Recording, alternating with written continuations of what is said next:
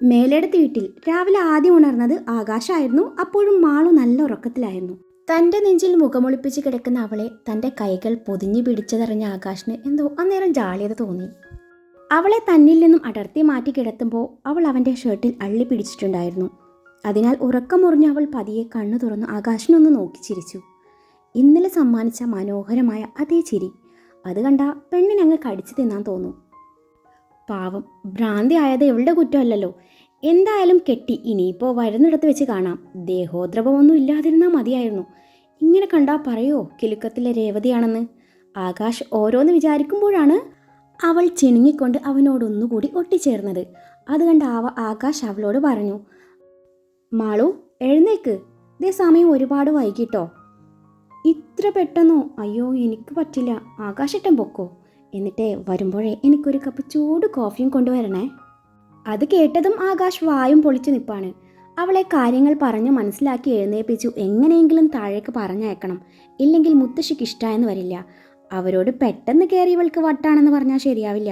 അന്നേരം എല്ലാവരും കൂടി തന്നെ കുറ്റപ്പെടുത്തുന്നത് കേട്ടെ ചിലപ്പോൾ തനിക്കും വട്ട് പിടിച്ചെന്ന് വരാം എന്ന് മനസ്സിൽ കരുതി അവളുടെ അരികിൽ ചെന്നിരുന്നു. മാളു, മാളൂസേ എന്താ? മാളു, നമുക്ക് എഴുന്നേറ്റ് കുളിച്ച് റെഡിയായി താഴെ ചെല്ലാം. താഴെ എല്ലാവരും മാളുവിനെ വെയിറ്റ് ചെയ്യുന്നുണ്ടാവും. ആണോ? എന്നാ എഴുന്നേക്കാം. പക്ഷേ എനിക്കൊരു ഉമ്മ തരണം. എഴുന്നേക്കാൻ നേരം എൻ്റെ അമ്മ എനിക്കെന്നും ഉമ്മ തരുമല്ലോ. അത് കേട്ടതും ആകാശ് വാപൊളിച്ച് പോയി. ബോധത്തോടെ ചോദിച്ചിരുന്നാൽ എപ്പോൾ കൊടുത്തെന്ന് ചോദിച്ചാൽ മതിയായിരുന്നു. കിളി പോയി നിൽക്കുന്ന ഇവൾക്ക് ഉമ്മ കൊടുത്താൽ അത് ചിലപ്പോൾ 8ന്റെ പണിയായി പിന്നാലെ വരാൻ ചാൻസ് ഉണ്ട്. അതുകൊണ്ട് തൽക്കാലം റിസ്ക് എടുക്കാൻ നിൽക്കാത്തതാണ് നല്ലത്. ആകാശ് ഓരോന്ന് ചിന്തിക്കുന്നത് കണ്ടതും മാളു വീണ്ടും ചോദിച്ചു, തരുമോ? തരാം, പക്ഷേ പെട്ടെന്ന് എഴുന്നേറ്റ് കുളിക്കണം. അത് കഴിഞ്ഞ് തരാം, ആകാശ് പറഞ്ഞൊപ്പിച്ചു. അത് കേട്ടതും അവൾ ചാടി എഴുന്നേറ്റു അവൻ്റെ കൈയും പിടിച്ച് വലിച്ചു വാഷ്റൂമിലേക്ക് നടന്നു. ഇത് കണ്ട ആകാശ് വായിൽ വന്ന ദൈവങ്ങളെ മുഴുവൻ അന്നേരം വിളിച്ചുപോയി. അയ്യോ മാളു, ഇതെന്തിനാ എൻ്റെ കൈ പിടിച്ച് വലിക്കുന്നത്? ആകാശേട്ടനല്ലേ പറഞ്ഞത് നമുക്ക് പെട്ടെന്ന് കുളിച്ച് താഴെ പോവാന്ന്. വാ, നമുക്ക് ഒരുമിച്ച് കുളിക്കാം. ഹേയ്, അത് ശരിയാവില്ല. മാളു ആദ്യം കുളിച്ചു വാ, എന്നിട്ട് ഞാൻ കുളിച്ചോളാം. ആണോ? എന്നാ ശരി എന്നും പറഞ്ഞവൾ തലയും ചൊറിഞ്ഞുകൊണ്ട് അസൽ ഭ്രാന്തി ലുക്കിൽ വാഷ്റൂമിലേക്ക് നടന്നു. എന്നിട്ട് തിരിഞ്ഞു നോക്കിക്കൊണ്ട് പറഞ്ഞു, ആകാശേട്ടാ, ഞാൻ പെട്ടെന്ന് വരാട്ടോ. എനിക്ക് സാരി ഉടുക്കാൻ അറിയില്ല, ഏട്ടൻ ഉടുപ്പിച്ച് തരണേ. അത് കേട്ടതും ആകാശ് വീണ്ടും പെട്ട അവസ്ഥയിലായി. മാളു ചെല്ല്, എനിക്ക് സാരി ഉടുപ്പിക്കാനൊന്നും അറിയില്ല. ഞാൻ ചെറിയമ്മയെ ഇങ്ങോട്ടേക്ക് വിടാം എന്നും പറഞ്ഞ് നടക്കാനൊരുങ്ങിയതും വീണ്ടും വിളി വന്നു. ആകാശേട്ടാ, എനിക്ക് ഒരു റോസാപ്പ് കൂടി വേണം കേട്ടോ. സാരി ഉടുത്തതേ ചെവിയുടെ ഈ ഭാഗത്തായി ചൂടാനാ. നിനക്ക് ബെസ്റ്റേ ചെമ്പരത്തി പൂവാ. ഒന്നാക്കേണ്ട, ഒരു പൂമാല തന്നെ കോർത്തുകൊണ്ട് വരാം. എന്തേ? അതും പറഞ്ഞ് എന്തൊക്കെയോ പ്രാഗിക്കൊണ്ട് അവൻ അവിടെ നിന്ന് പോയി. ആകാശ് എന്തൊക്കെയോ പ്രാഗിക്കൊണ്ട് താഴേക്ക് നടന്നതും മാളു അവൻ പോയോ എന്ന് മെല്ലെ ഒളിഞ്ഞു നോക്കി. പോയി എന്ന് കണ്ടതും ഉള്ളിലൂറിയ ചിരിയോടെ വാതിലടച്ചു. അബി എഴുന്നേറ്റ് കുളിയൊക്കെ കഴിഞ്ഞു. സാരിയൊക്കെ എടുത്ത് കണ്ണാടിയുടെ മുന്നിൽ ചെന്ന് മുടി ചീകി കെട്ടി വെക്കാൻ നേരാണ് സിദ്ധു വർക്കൗട്ടൊക്കെയും കഴിഞ്ഞു മുറിയിലേക്ക് വരുന്നത്. ഒരു നിമിഷം അവൻ്റെ നോട്ടം അവളിൽ പാറി വീണു. അതിനിടയിലാണ് അവളുടെ സാരിക്കിടയിലൂടെ കാണുന്ന വയറിലേക്കും ആഴമുള്ള ചുഴിയിലേക്കും അവൻ്റെ നോട്ടം ചെന്നെത്തുന്നത്. അന്നേരമാണ് അബി തിരിഞ്ഞു നോക്കുന്നതും സിദ്ധുവിനെ കാണുന്നതും. അവൻ്റെ നോട്ടം പോയ വഴി മനസ്സിലാക്കിയ അബി അവനെ കടുപ്പിച്ച് നോക്കി വയറിൻ്റെ ഭാഗം മറച്ചു വെച്ചുകൊണ്ട് പറഞ്ഞു, അങ്ങനെ ഫ്രീ ആയി സീൻ പിടിക്കണ്ട എന്നും പറഞ്ഞ് നടക്കാനൊരുങ്ങിയതും സിദ്ധു എന്തൊക്കെയോ പിറുപിറുക്കുന്നത് കേട്ടതും അബി തിരിഞ്ഞു നോക്കി. സീൻ പിടിക്കാൻ പറ്റിയ മുതൽ. എന്താ പറഞ്ഞത്? സീൻ പിടിക്കാൻ മാത്രം ഇവിടെ ഒന്നുമില്ലെന്ന്. അത് കേട്ടതും അബി അവനെ ദേഷ്യത്തിൽ കടുപ്പിച്ച് നോക്കിക്കൊണ്ട് പറഞ്ഞു, പോടാ, നീ പോടി ഭദ്രകാളി, നീ പോടാ അൺറൊമാൻറ്റിക് തെണ്ടി. തന്നെ നോക്കിക്കോ എന്നും പറഞ്ഞു എന്തോ എടുത്തെറിയാൻ ഒരുങ്ങി. പിന്നെ വേണ്ടെന്ന് വെച്ച് വിളിച്ചു, ജാട തെണ്ടി. നിന്നെ തനിക്ക് ഞാൻ കാണിച്ചു തരാട്ടോ, എൻ്റെ വീട്ടിലെത്തിക്കോട്ടെ എന്ന് മനസ്സിൽ പറഞ്ഞു. അബി അവനോട് പറഞ്ഞു, താൻ പെട്ടെന്ന് റെഡിയായിക്കേ, നമുക്ക് വീട്ടിൽ പോകാനുള്ളതാ. അബി ചവിട്ടിത്തുള്ളി താഴേക്ക് നടന്നതും സിദ്ധു ചുണ്ടിലൊളിപ്പിച്ച ചിരിയാലെ അവൾ പോയ വഴിയെ നോക്കിക്കൊണ്ട് പറഞ്ഞു, ഭദ്രകാളി. ജീവ കുളി കഴിഞ്ഞ് വന്നതും ക്ഷീണത്തോടെ തളർന്നു കിടക്കുന്നവളുടെ മുടിയിലൂടെ പതിയെ വിരലോടിച്ചുകൊണ്ട് അവളുടെ നെറ്റിയിൽ ചുണ്ട് ചേർത്തതും അത് തിരിച്ചറിഞ്ഞ അവളുടെ ചുണ്ടിൽ കുഞ്ഞു പുഞ്ചിരി വിരിഞ്ഞു. ആദ്യ എഴുന്നേക്ക്. മൂടി പുതച്ചിറങ്ങുന്ന ആരുവിനെ ജീവ തട്ടി വിളിച്ചു. ജിച്ചേട്ടാ, എനിക്ക് വയ്യ, ഞാൻ കുറച്ചുകൂടി ഉറങ്ങട്ടെ. അതും പറഞ്ഞവൾ ഒന്നുകൂടി ചുരുണ്ടു കൂടിയതും ജീവ അവളുടെ ദേഹത്തിൽ നിന്നും പുതപ്പ് വലിച്ചെടുക്കാൻ ഒരുങ്ങിയതും ആരും അതിൽ പിടുത്തമിട്ടു. എന്താ ജിച്ചേട്ടാ ഈ കാണിക്കുന്നത്? നിങ്ങളൊന്ന് പുറത്ത് നിന്ന്, ഞാൻ എഴുന്നേക്കട്ടെ. പിന്നെ ഞാൻ കാണാത്തതാണല്ലോ, പെട്ടെന്ന് എഴുന്നേക്കാൻ നോക്ക് പെണ്ണെ എന്നവൻ പറഞ്ഞതും അവൾ അവനെ ചുണ്ട് കൂർപ്പിച്ച് നോക്കിക്കൊണ്ട് ബെഡ്ഷീറ്റും കൊണ്ട് ദേഹം കവർ ചെയ്ത് വാഷ്റൂമിലേക്ക് ഓടി. പെട്ടെന്ന് ഫ്രഷായി ജീവയും മാരവും തറവാട്ടിലേക്ക് തന്നെ തിരിച്ചു. മേലെടുത്ത് വീട്ടിൽ അന്ന് എല്ലാവരും ഒരുമിച്ച് കൂടാനായിരുന്നു തീരുമാനം. ആകാശ് ആദിയുടെ മുറിയിൽ നിന്നും കുളി കഴിഞ്ഞ് വരാൻ നേരാണ് മാള് ആരുമായോ ഫോണിൽ സംസാരിക്കുന്നത് അവൻ കേൾക്കുന്നത്. അത് കേട്ടെന്ന പോലെ അവൻ മുറിയിൽ പോവാതെ കുറച്ചു നേരം അവിടെ തന്നെ നിന്നു അവളുടെ സംസാരം ശ്രദ്ധിച്ചു. ഇല്ലെന്നേ, ആൾക്ക് ഒരു സംശയമില്ല. എനിക്ക് വട്ടാണെന്ന് കരുതി പുള്ളിക്കാരനെ എൻ്റെ അടുത്ത് വരാൻ തന്നെ പേടിയാ. പിന്നെ ആ ഫസ്റ്റ് നൈറ്റ് നടക്കുന്നത് ഞാൻ ഇന്നലെ തകർത്ത് അഭിനയിച്ചില്ലേ. കുറച്ച് നാൾ ഇങ്ങനെ പോട്ടെ, എന്നെ മുറിയിൽ പൂട്ടിയിട്ടതല്ലേ. എന്നിട്ട് താലി കെട്ടാൻ നേരം എന്നോട് ഇഷ്ടമാണെന്ന് ചോദിച്ചോ? ഇല്ലല്ലോ. എനിക്ക് പുള്ളിയോട് ദേഷ്യമൊന്നുമില്ല, ഇഷ്ടക്കുറവില്ല. എന്തായാലും ആ കലിപ്പൻ സിദ്ധാർത്ഥിനേക്കാളും ബെറ്റർ ഇയാളാ. ആ കല്യാണം മുടങ്ങിയത് നന്നായി. ഇല്ലെങ്കിലേ മറ്റൊരു പെണ്ണിനെ മനസ്സിൽ കൊണ്ട് നടക്കുന്ന അയാളുമായി ഞാൻ ഒരിക്കലും ഒത്തുപോവില്ലായിരുന്നു. എടി ഞാൻ വെക്കുവാണേ, എൻ്റെ കെട്ടിയോനെ ഇപ്പം ഇങ്ങോട്ട് വരും, വന്നിട്ട് വേണം എനിക്ക് അയാളെ ഇട്ട് വട്ടം കറക്കാൻ എന്നും പറഞ്ഞ് മാളു ഫോൺ വെച്ചതും ആകാശിൻ്റെ മുഖം ഇതൊക്കെയും കേട്ട് ഒന്ന് വിടർന്നു. ഒപ്പം മാളുവിനോട് ചെറിയൊരു ദേഷ്യവും. ഇനി നിന്നെ ഇട്ട് വട്ടം കറക്കാൻ പോകുന്നതേ ഈ ഞാനാണ് എന്നും പറഞ്ഞ് മുറിയിലേക്ക് ചെന്ന് ഡോർ അടിച്ച് ലോക്ക് ചെയ്തതും ഡോർ അടയുന്ന ശബ്ദം കേട്ട മാള് തിരിഞ്ഞു നോക്കുമ്പോൾ കാണുന്നത് തന്നെ വല്ലാത്ത ഭാവത്തിൽ നോക്കുന്ന ആകാശിനെയാണ്. അവൻ്റെ വേഷം കണ്ടപ്പോൾ കുളി കഴിഞ്ഞുള്ള വരവാണെന്ന് അവൾക്ക് മനസ്സിലായി. അവൻ്റെ ഭാവം കണ്ട മാളു ഇയാൾക്ക് ഇതെന്ത് പറ്റി മനസ്സിൽ പറഞ്ഞുകൊണ്ട് അവനെ നോക്കി നല്ല ഒന്നാന്തരം ചിരി പാസാക്കി. അവൾക്ക് അറിയായിരുന്നു ആ ചിരിയിൽ അവനങ്ങ് വീണ് പോകുന്നു. ഇത്തവണ ആകാശ് ചിരിയിൽ മയങ്ങാതെ മനസ്സാന്നിധ്യം കൈവരിച്ചുകൊണ്ട് പറഞ്ഞു, ആഹാ, മാളുവിൻ്റെ കയ്യിൽ ഫോണൊക്കെ ഉണ്ടല്ലോ. മാളു ഫോൺ ചെയ്യായിരുന്നോ? തന്നെ മൊത്തത്തിൽ ഒഴിഞ്ഞുകൊണ്ട് അവനത് ചോദിച്ചതും മാളു ചെറുതായൊന്ന് പതറി. ഞാൻ ഡോരാ ബുജി കാണുമായിരുന്നു. എനിക്ക് ബുജിയെ ഒരുപാട് ഇഷ്ടമാണ്. ആണോ? എനിക്ക് മാളൂസിനെയാണ് ഒരുപാട് ഇഷ്ടം എന്നും പറഞ്ഞ് അവളുടെ താടി പിടിച്ച് കൊഞ്ചിച്ചു. അല്ല മാളൂസിന് ആരാ സാരി ഉടുപ്പിച്ചു തന്നത്? ഒട്ടും ശരിയായില്ല കേട്ടോ, ഏട്ടൻ ശരിയാക്കി തരാവേ എന്നും പറഞ്ഞ് തൻ്റെ ദേഹം മറിച്ചിരിക്കുന്ന ടവൽ ബെഡിലേക്ക് വലിച്ചെറിഞ്ഞുകൊണ്ട് അവൾക്ക് നേരെ ചുവടുകൾ വെച്ചു. ഒരു ടവൽ മാത്രം ചുറ്റി തൻ്റെ അരികിലേക്ക് വല്ലാത്ത ഭാവത്തിൽ വരുന്നവനെ കണ്ടത് മാളുവിൻ്റെ ശരീരം അടിമുടി വിറക്കാൻ തുടങ്ങി. അവൾ ശ്വാസം എടുക്കാൻ പോലും അന്നേരം മറന്നുപോയി. വേണ്ട, ഇത്രയൊക്കെ മതി എന്നും പറഞ്ഞ് അവൾ ഒരുവിധം ഒഴിഞ്ഞു മാറി. അത് പറ്റില്ല, മാളുവല്ലേ രാവിലെ പറഞ്ഞത് ഏട്ടൻ കുളിപ്പിക്കണം, സാരി ഉടുപ്പിക്കണം എന്നൊക്കെ. നമുക്കൊന്നുകൂടി കുളിച്ചാലോ മാളൂസേ? അത് കേട്ട് അവൾ പേടിച്ച് പിറകിലോട്ട് ചുവടുകൾ വെച്ചു. വേണ്ട, ഞാൻ കുളിച്ചതാ. എന്നാ ഏട്ടൻ മോൾക്ക് ഒരു ഉമ്മ തരട്ടെ. നേരത്തെ മാളുവല്ലേ ഉമ്മ ചോദിച്ചത്? ആകാശിൻ്റെ ആ പറച്ചിലിൽ മാളു ആകെ പെട്ടിരിക്കുകയാണ്. വേണ്ട, ഇപ്പം വേണ്ട, ആകാശേട്ടൻ നേരത്തെ തന്നില്ലല്ലോ, ഞാനിപ്പോൾ പിണക്കാം എന്നും പറഞ്ഞ് അവൾ എങ്ങനെയും രക്ഷപ്പെടാം എന്ന് കരുതിയെങ്കിലും അവൻ ഒരു വിധത്തിലും വിടാൻ തയ്യാറല്ല എന്നറിഞ്ഞ മാളു പിന്നിലോട്ട് ചുവടുകൾ വെച്ചതും അവൾ ബെഡിലേക്ക് മലർന്നടിച്ചു വീണു. അവൾ എഴുന്നേൽക്കുന്നതിന് മുന്നേ ആകാശ് കൈ രണ്ടും ലോക്ക് ചെയ്ത് വെച്ച് അവളുടെ മേലെയായി അമർന്നു. തൻ്റെ മുടിയിലെ വെള്ളം അവളുടെ മുഖത്തേക്ക് കുടഞ്ഞതും മാളു ഒരു നിമിഷം മിഴികൾ അടച്ചു തുറന്നു. അവൻ്റെ മുഖം താഴ്ന്നു വരുന്നതിനനുസരിച്ച് മാളുവിൻ്റെ നെഞ്ചിടിപ്പേറി വന്നു. അത് വേണ്ടാട്ടോ, ഞാൻ എല്ലാവരോടും പറഞ്ഞു കൊടുക്കുവേ. എന്ത് പറഞ്ഞു കൊടുക്കുന്ന്? നിന്നെ പറ. ഉമ്മ വെച്ചെന്ന് പറഞ്ഞു. എനിക്കൊരു പ്രശ്നവുമില്ല. ആകാശിട്ട വേണ്ട. എന്നാൽ ആകാശ് കേട്ട ഭാവം നടിക്കാതെ അവളിലേക്ക് മുഖം അടുപ്പിച്ചതും മാളു കണ്ണിറുക്കി അടച്ചു. കണ്ണുകൾ ഇറുകെ അടച്ചു കിടക്കുന്ന പെണ്ണിനെ അവൻ ഇമചിമ്മാതെ നോക്കി നിന്നു. കുറച്ചു നേരം കഴിഞ്ഞിട്ടും ഒന്നും സംഭവിച്ചില്ല എന്നറിഞ്ഞ മാളു ഒറ്റക്കണ്ണ് തുറന്നു നോക്കിയപ്പോൾ കണ്ണെടുക്കാതെ തന്നെ നോക്കി നിൽക്കുന്ന അവനെ കണ്ടതും അവൾ ഒരു നിമിഷം എല്ലാം മറന്നു അവനെ നോക്കിയിരുന്നു പോയി. കുറച്ചു നേരത്തിന് ശേഷം ഇരുവരും നോട്ടം പിൻവലിച്ചു.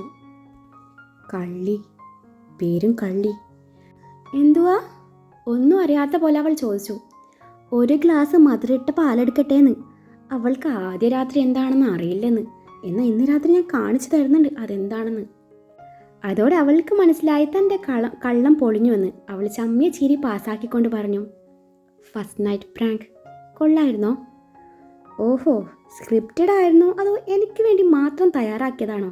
എൻ്റെ സ്ഥാനത്ത് സിദ്ധു ആയിരുന്നേ നിൻ്റെ പൊടി പോലും ബാക്കിയുണ്ടാകുമായിരുന്നില്ല. എന്നെ ഇന്നലെ വായ മൂടിക്കെട്ടി ഇരുട്ടുമുറിയിൽ പൂട്ടിയിട്ടപ്പോൾ ഞാൻ എന്തോരം പേടിച്ചെന്നോ. അപ്പോൾ തോന്നിയ ദേഷ്യത്തെ ചെറുതായി പറ്റിച്ചതാ. പിന്നെ നമുക്കിടയിലെ സിദ്ധു എന്ന പേര് ഇനി വേണ്ട. ഞാനേ അയാളെ കാണുന്നത് പോലും ഇന്നലെയാ. അത് കേട്ടതും ആകാശിൻ്റെ ഉള്ളിൽ കുളിർമഴ പെയ്തു. അതെ, എൻ്റെ മേലെ നിന്ന് എഴുന്നേക്കാവോ? നിങ്ങൾക്കേ ഒടുക്കത്തെ വെയിറ്റാണ്. ആണോ? എന്നാൽ അതങ്ങ് സഹിച്ചേക്ക്. ഇന്നലെ എന്നെ ഒത്തിരി ടെൻഷൻ അടുപ്പിച്ചതല്ലേ, അതിൻ്റെ ശിക്ഷയാണെന്ന് കൂട്ടിക്കോ എന്നും പറഞ്ഞു അവളുടെ കഴുത്തിൽ തെളിഞ്ഞു കാണുന്ന ഞരമ്പിലേക്ക് പല്ലുകൾ ആഴ്ത്തിയതും ഒരേങ്ങലോടെ അവളുടെ കൈകൾ അവൻ്റെ നഗ്നമായ ദേഹത്ത് അമർന്നു. ആകാശ് അവളിൽ നിന്ന് അടർന്നു മാറി. അത് കണ്ട് അവളൊന്ന് ശരിക്കും ശ്വാസമെടുത്തു. 2-3 ചുവടുകൾ വെച്ചതും അവൻ വീണ്ടും ബെഡിനരികിലേക്ക് വന്ന് തനിക്ക് നേരെ കുനിയുന്നത് കണ്ടതും അവൾ പേടിയോടെ കണ്ണുകൾ ഇറുക്കി അടച്ചു. പിന്നീടാണ് അവൾക്ക് മനസ്സിലായത് ബെഡിൽ കിടക്കുന്ന ടവൽ എടുക്കാനായിരുന്നു ആ വരവെന്ന്. അവൾ അവനെ നോക്കി ചമ്മിയ ചിരി പാസാക്കി. പ്ലിങ്ങി നിൽക്കുന്ന അവളെ കണ്ടതും അവന് ചിരി വന്നെങ്കിലും അത് പുറത്ത് കാണിക്കാതെ ഗൗരവത്തിൽ ഡ്രസ്സിംഗ് റൂമിലേക്ക് നടന്നു. മേലെടുത്ത് തിരിച്ചെത്തിയ ആരു എല്ലാവരുടെയും കാൽ തൊട്ട് വണങ്ങി അനുഗ്രഹം വാങ്ങി. മുത്തശ്ശനും മുത്തശ്ശിയും അവളെ ചേർത്ത് പിടിച്ചു. അച്ചച്ചനും അച്ചമ്മയും ആവാൻ പോകുന്നു എന്നറിഞ്ഞ ജീവയുടെ അച്ഛനും അമ്മയും നിലത്തൊന്നും അല്ലായിരുന്നു. തറവാട്ടിൽ ഒരു കുഞ്ഞു ജനിക്കാൻ പോകുന്നതിൻ്റെ സന്തോഷം എല്ലാവരിലുണ്ടായിരുന്നു. അതിനാൽ എല്ലാവരും ആരുവിനോട് വളരെ സ്നേഹത്തോടെ തന്നെ പെരുമാറി. ഇതൊക്കെ കണ്ട് റാണിയും അമ്മ സുമിത്രയും ഒരു വശത്ത് നിന്ന് അസൂയയോടെ നോക്കി നിന്നു. തൻ്റെ അനിയത്തി നീലിമ ആരുവിനെ ചേർത്ത് പിടിക്കുന്നത് കണ്ടതും സുമിത്രയുടെ ഉള്ളിൽ പകയെരിഞ്ഞു. സ്വന്തം ചേച്ചിയുടെ മകൾക്ക് കിട്ടേണ്ട ജീവിതം തട്ടിയെടുത്തവളെ താലോലിക്കുന്നത് കണ്ടപ്പോൾ സുമിത്രയുടെ ഉള്ളിൽ എന്തൊക്കെയോ ചിന്തകൾ കടന്നുകൂടി. ജീവയുടെ ചെറിയച്ചന്മാരായ ശിവനും ബാലുവും ഇത്തിരി മാറി നിൽക്കുന്നത് കണ്ടതും ആരും അവരുടെ അരികിൽ ചെന്ന് കാൽ തൊട്ട് വണങ്ങിയപ്പോൾ അവർ തെളിച്ചമില്ലാത്ത രീതിയിൽ അവളോട് പെരുമാറിയതും ആരുവിൽ അത് ചെറിയ വേദന നിറച്ചു. എന്നാൽ റാണിക്കും അമ്മയ്ക്കും അത് കണ്ട് സന്തോഷമാണ് തോന്നിയത്. ആരു തൻ്റെ മുറിയിൽ ഡ്രസ്സൊക്കെ ഒതുക്കി വെക്കുന്ന തിരക്കിലായിരുന്നു. തൊട്ടടുത്ത് തന്നെ ജീവയുണ്ടായിരുന്നു. അന്നേരമാണ് ഉഷാമ്മ, ജീവയുടെ അമ്മ, അവൾക്ക് കുടിക്കാനുള്ള ജ്യൂസുമായി വരുന്നത്. അയ്യോ ഉഷാമ്മ എന്തിനാ ഇതും കൊണ്ട് ഇങ്ങോട്ട് വന്നത്? ഞാൻ അങ്ങോട്ട് വരുമായിരുന്നില്ലേ? ഇരുന്നിടത്ത് നിന്നും എഴുന്നേറ്റുകൊണ്ട് ആരു പറഞ്ഞു. അതൊന്നും കുഴപ്പമില്ല, മോൾക്ക് എന്താവശ്യമുണ്ടെങ്കിലും അമ്മയോട് പറഞ്ഞാൽ മതി. പിന്നെ ഇനി ഉഷാമ്മ എന്നുള്ള വിളി വേണ്ടാട്ടോ, അമ്മ എന്ന് വിളിച്ചാൽ മതി.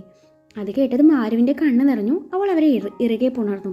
അവൾ തന്നിൽ നിന്ന് അടർത്തി മാറ്റി അവരവളുടെ നെറുകയിൽ സ്നേഹചുംബനം ചാർത്തി.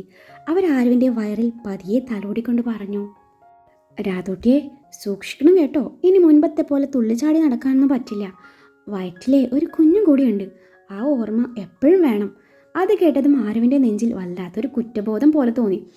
അവൾ ജീവയൊന്ന് നോക്കിയതും ജീവ ഞാനൊന്നും അറിഞ്ഞിട്ടില്ലേ എന്ന പോലെ അവളിൽ നിന്ന് മുഖം വെട്ടിച്ച് മേലോട്ട് നോക്കി നിന്നതും ആരുവിന് ദേഷ്യം വന്നു. അന്നേരമാണ് അവരുടെ നോട്ടം ആരുവിൻ്റെ കഴുത്തിലേക്ക് നീളുന്നത്. ജീവയുടെ ദന്തങ്ങൾ ആഴ്ന്നിറങ്ങിയതിൻ്റെയും മറ്റും ചുവന്ന് കിടക്കുന്ന പാടുകൾ കണ്ടതും അവരൊന്നും അറിയാത്ത പോലെ അവളുടെ കവളിൽ പതിയെ തട്ടിക്കൊണ്ട് ജ്യൂസ് കുടിക്കാൻ പറഞ്ഞ ശേഷം ജീവയ്ക്ക് നേരെ തിരിഞ്ഞു. ഡാ, നിന്നോടും കൂടിയായി പറയുന്നത്. എൻ്റെ കൊച്ചുങ്ങളെ ശ്രദ്ധിക്കേണ്ട ചുമതല നിനക്കാണ്. ഇവളുടെ പ്രായം നിനക്കറിയാലോ, അതുകൊണ്ട് എല്ലാം അറിഞ്ഞുകൊണ്ട് പെരുമാറുന്നതായിരിക്കും നിനക്ക് നല്ലത് എന്നും പറഞ്ഞ് അവർ ജീവയെ കടുപ്പിച്ചൊന്ന് നോക്കി അവിടുന്ന് പോയതും ജീവ വിചാരിക്കുകയാണ് അമ്മ എന്താ അങ്ങനെ പറഞ്ഞതെന്ന്. ഉഷാമ്മയുടെ നോട്ടത്തിൽ എന്തോ പന്തികേട് തോന്നി ആരോ കണ്ണാടിയുടെ മുന്നിൽ വന്ന് നിന്നതും കഴുത്തി കിടക്കുന്ന പാടുകൾ കണ്ടതും അവൾക്ക് വല്ലാത്തൊരു ജാള്യത തോന്നി. ഒപ്പം ജീവയുടെ ചെറിയ ദേഷ്യവും. മുഖം വീർപ്പിച്ചുകൊണ്ട് അവൻ്റെ അരികെ വന്നു നിന്നുകൊണ്ട് പറഞ്ഞു, ദേ അമ്മ ഇതൊക്കെ കണ്ടിട്ടാണ് നിങ്ങളോട് അങ്ങനെ പറഞ്ഞത്. തൻ്റെ കഴുത്തിലെ പാടുകൾ അവന് നേരെ കാണിച്ചുകൊണ്ട് ആര് പറഞ്ഞു. ഇത് കണ്ടിട്ട് പറഞ്ഞതാണോ? ഞാനങ്ങ് പേടിച്ചു പോയി. അമ്മക്കറിയില്ലല്ലോ നിന്നിൽ നിന്നും ഞാൻ നുകർന്നെടുക്കുന്ന ലഹരിയുടെ സുഖം എന്നും പറഞ്ഞു അവളെ നോക്കിയൊന്ന് കണ്ണിറക്കി. ജിച്ചേട്ടാ, അമ്മയുടെ സന്തോഷം കണ്ടില്ലേ? അമ്മ മാത്രമല്ല, ഇവിടെ എല്ലാവരും ഭയങ്കര സന്തോഷത്തിലാണ്. ഇനിയിപ്പോൾ എന്തൊക്കെ നടക്കുമെന്തോ, എനിക്കൊന്നും അറിയില്ല എൻ്റെ കൃഷ്ണ. എന്ത് നടക്കാനോ ഒന്നും നടക്കില്ല. ഇതറിയുമ്പോൾ ഒരു ചെറിയ പൊട്ടിത്തെറി ഉണ്ടാവും. 2 ദിവസം കഴിഞ്ഞ് എല്ലാം ശരിയാവും. ഒന്നില്ലേലും ഞാൻ കാരണം 2 കുടുംബവും ഒന്നായില്ലേ. ലച്ചു അപ്പച്ചിയും അബിയും പുത്തൻ പൊരക്കല വീട്ടിലെത്തിയില്ലേ. കൂടാതെ ആകാശിന് ചുള്ളുവിൽ നിന്ന് നല്ല ഒന്നാന്തരം പെണ്ണും കിട്ടി. ഇതൊക്കെ ചെറിയ കാര്യമാണോ? നിങ്ങൾക്കെല്ലാം തമാശ, എനിക്കൊന്നും അറിയില്ല എന്നും പറഞ്ഞ് അവൾ ബെഡിൽ വന്നിരുന്നത് കണ്ട ജീവ അവളോട് ചേർന്നിരുന്ന് ചേർത്ത് പിടിക്കാൻ ഒരുങ്ങിയതും അവൾ മുഖം വെട്ടിച്ചുകൊണ്ട് പറഞ്ഞു, വേണ്ട, എന്നെ തൊടണ്ട. പിണങ്ങിയോ? ആ പിണങ്ങി. എൻ്റെ ആദ്യാന്ന് ഞാൻ പറയുന്നതൊന്ന് കേൾക്ക്. ഇതാരും അറിയാനൊന്നും എന്നും പറഞ്ഞ് എന്തോ പറയാനാഞ്ഞതും അന്നേരമാണ് വാതിൽക്കൽ നിന്ന് ഒളിഞ്ഞു നോക്കുന്ന റാണിയെയും അവളുടെ അമ്മയും ജീവ കാണുന്നത്. അത് ശരി, ന്യൂസ് പിടിക്കാൻ വന്നതാണല്ലേ, ശരിയാക്കി തരാം എന്നും മനസ്സിൽ പറഞ്ഞ ആരവിനെയും കൊണ്ട് പതുക്കെ ബെഡിലേക്ക് ചാഞ്ഞു. അവളുടെ വയറിൽ നിന്നും സാരി മെല്ലെ നീക്കി അവിടെ പതിയെ തലോടിയതും ആരും അവനെ നോക്കി പേടിപ്പിച്ചു. കുട്ടി അടങ്ങി നിൽക്ക്. ദേ ആ ഡോറിൻ്റെ സൈഡിലെ 2 ന്യൂസ് പിടിക്കാൻ നിന്നിട്ടുണ്ട്, അവർക്ക് വയറ് നിറച്ച് കൊടുത്താലോ? ജീവ ആരുവിൻ്റെ ചെവിയിൽ പതുക്കെ പറഞ്ഞതും ആരും മെല്ലെ തലചരിച്ച് നോക്കി. ഓക്കെ അല്ലേ എന്ന പോലെ ജീവ ഒന്നുകൂടെ പുരുകം പൊക്കിയതും ആരും മെല്ലെ തലയനക്കി. ജീവ അവർ കാണാൻ പാകത്തിൽ അവളുടെ വയറിൽ ചുണ്ടുകൾ പതിപ്പിക്കാൻ തുടങ്ങി. അവരെ കാണിക്കുക എന്നതിന് പുറമെ ജീവ അവസരം നല്ലോണം മുതലാക്കുന്നുണ്ട്. അത് മനസ്സിലാക്കി ആരും അവനെ ഇടയ്ക്ക് നോക്കി പേടിപ്പിക്കുന്നുണ്ട്. അച്ചയുടെ വാവേ. അവളുടെ നഗ്നമായ വയറിൽ തലോടിക്കൊണ്ട് ജീവ അവർക്ക് കേൾക്കാൻ പാകത്തെ കുറച്ച് ഉറക്കെ വിളിച്ചു. അവൻ്റെ കൈ വയറിൽ കുസൃതി കാട്ടുമ്പോൾ ആരുവിൽ വിറയലാണ് ഉണ്ടാക്കിയത്. അവൾ ദയനീയമായി അവനെ നോക്കിയപ്പോൾ അവൻ കണ്ണുരുട്ടി അവളെ തിരിച്ചു നോക്കിയതും പിന്നെ അവൾ അടങ്ങി നിന്നു. അച്ചയുടെ വാവ എപ്പോഴും ഇങ്ങോട്ട് വരിക? അച്ചയ്ക്ക് മുത്തിനെ കാണാൻ കൊതിയാവുക കേട്ടോ. വാവയ്ക്ക് വിശക്കുന്നുണ്ടോ? ഇപ്പോഴല്ല അച്ചമ്മ ജ്യൂസ് തന്നത്, ഇനിയേ നമുക്ക് ചോറുണ്ടാവേ. അവൻ കുഞ്ഞിനോടെന്ന പോലെ തൻ്റെ വയറിൽ മുഖം വെച്ച് ഓരോന്ന് പറഞ്ഞു കൊഞ്ചിക്കുന്നത് കണ്ടതും ആരുവിൻ്റെ ചുണ്ടിൻ്റെ കോണിൽ ഒരു ചിരി വിരിഞ്ഞു. ശേഷം ജീവ ആരുവിനോടെന്ന പോലെ പറഞ്ഞു, ആദ്യ അമ്മയും ചെറിയമ്മമാരും അല്ലാതെ വേറെ വല്ലവരും എന്തെങ്കിലും തന്നാൽ കുടിക്കാനോ കഴിക്കാനോ നിൽക്കരുത് കേട്ടോ. നമ്മുടെ കുഞ്ഞിനെ ഇല്ലാതാക്കാൻ വരെ മടിക്കാത്ത കുറേ എണ്ണ ഇവിടെ വന്നിട്ടുണ്ട്. പ്രത്യേകിച്ച് ആ അമ്മയും മോളും. ഉളുപ്പില്ലാത്ത അമ്മയും മകളാണത്. ചിലപ്പോൾ നമ്മുടെ ബെഡ്റൂമിൽ ഒളിഞ്ഞു നോക്കാനും മടിക്കാത്ത ഇനങ്ങളാണ്. അത് കേട്ടതും എന്തോ കുത്തി പറയുവാണെന്ന് തോന്നിയ അമ്മയും മകളും ബാക്കി കേൾക്കാൻ ശേഷിയില്ലാതെ അവിടെ നിന്ന് പോയതും ആരുവനെ തള്ളി മാറ്റി എഴുന്നേറ്റ് പോവാനൊരുങ്ങി. ജീവ അതിനനുവദിക്കാതെ അവളെ പിടിച്ചു വെച്ചുകൊണ്ട് അവളുടെ കണ്ണുകളിലേക്ക് ഏറെ പ്രണയത്തോടെ നോക്കിയിരുന്നു. ആദ്യ അവളുടെ ചുണ്ടിനെ താഴ്ത്തിക്കൊണ്ടവൻ പതിയെ വിളിച്ചു. ആ വിളിക്കുത്തരം നൽകാതിരിക്കാൻ അവൾക്കായില്ല. അവളൊന്ന് മൂളി. ഇന്നും എനിക്ക്. അതും പറഞ്ഞ് അവനൊന്ന് നിർത്തി. ഇന്നും എനിക്ക്. ബാക്കി പറ ചേട്ടാ. ഇന്നും എനിക്ക് നിന്നെ. ജീവ മുഴുവനാക്കിയില്ല. എനിക്ക് നിന്നെ. ബാക്കി പറ.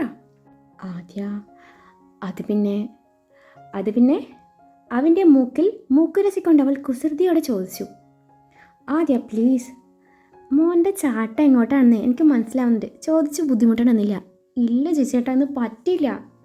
അതെന്താ ഭാവി പറ്റാത്തേ? അതും പറഞ്ഞ് അവളുടെ കാതിൻ തുമ്പിൽ ചുണ്ട് ചേർത്തു.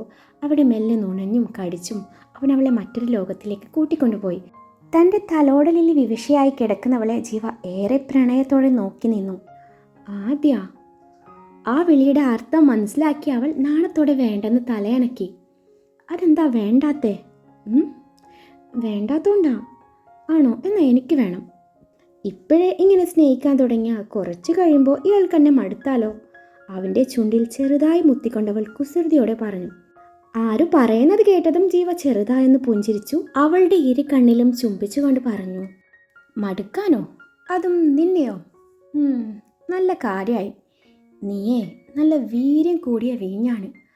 പഴകും തോറും ലഹരി കൂടുന്ന വീഞ്ഞ്.